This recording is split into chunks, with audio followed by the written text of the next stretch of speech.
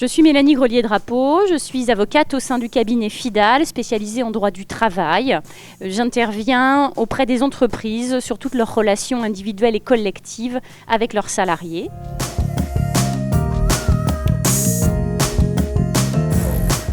La base de données économiques et sociales, qu'on appelle aussi plus couramment la BDES ou la BDU, reprend un peu d'actualité avec une décision récente de la Cour de cassation.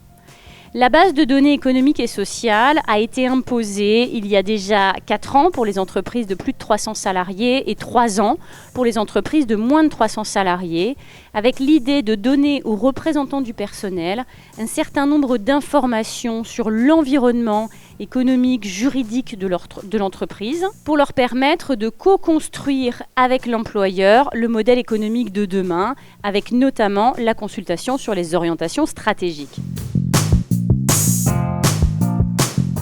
À défaut de sanctions édictées par le texte, l'ensemble des entreprises n'avaient pas mis en œuvre la base de données économiques et sociales.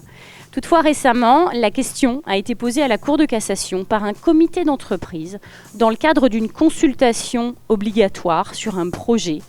au terme de laquelle le comité d'entreprise a refusé d'émettre un avis en considération de l'absence de BDES et donc de l'absence d'informations suffisantes pour leur permettre de se prononcer.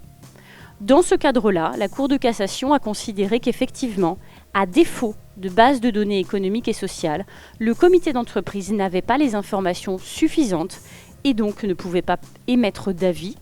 ce qui induisait le blocage de l'opération, puisqu'à défaut d'avis émis par le comité d'entreprise, l'opération éventuellement de restructuration, de réorganisation ne peut pas avoir lieu.